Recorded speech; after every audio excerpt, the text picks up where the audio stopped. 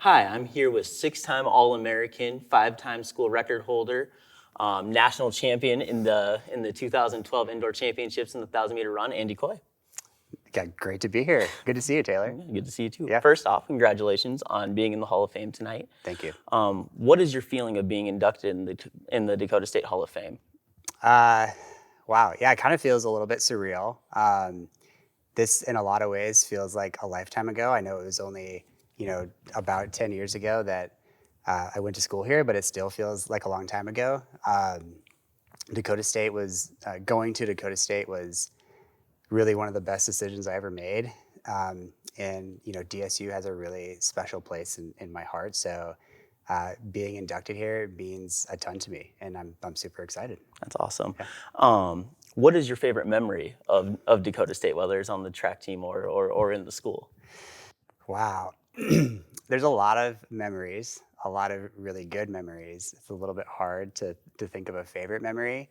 I would probably say, so I transferred here midway through my freshman year, and I was a little bit injured, and I wasn't quite ready to compete at a high level right when I first started back running in the indoor season.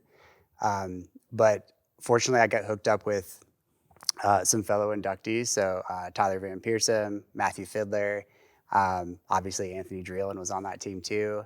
And we were able to put together a couple of 4x8 teams that got, I think we got second indoor nationals and third outdoor nationals.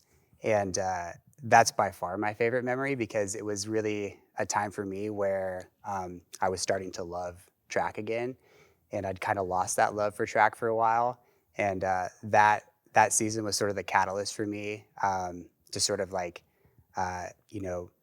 find that love for track again. And I feel like that sort of set the tone for the rest of, for my next 3 years. So, and then just getting to experience that, success is great, but getting to experience it with other people is even better. So those 4x8 teams, my freshman year, that's a memory that I hold, really dear. Cool. Yeah. No. In the late '90s, there was a lot of mid-distance success at DSU, and you guys kind of had a revival of the mid-distance program between you, Van Pearsum, and Fidler, and we've had a lot of recent success in All-Americans and Mark Moeller and Alex Durr, and then just this year Cody Farland. What advice would you have or wisdom would you have to future mid-distance runners coming to the DSU? I'm glad you added the coming to DSU because my first piece of advice would be come to DSU. There you go. My best piece of advice, and I'll kind of speak to people that are considering going and running in college, going to a small school, particularly an NAI school, there are so many opportunities to race at a high level, particularly at conference meets, national meets. You really don't get that experience unless you're at the very, very top. You don't really get that experience at the NCAA level. It's a little bit at D3 and D2, but that's the reason why I love the NAIA is because we were offered opportunities to race at a high level that, to be honest, I probably wouldn't have been able to have those opportunities at, say, like a Division I school. So that would be my biggest advice for people that are considering running in college is look at small schools, specifically look at Dakota State.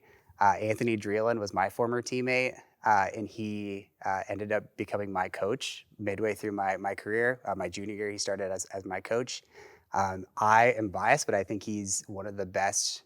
He's arguably one of the best coaches in the state. I think he's the best coach in the state. I'm biased because Anthony is my good friend, and he was my coach. You're really not going to find a better value than you will at Dakota State.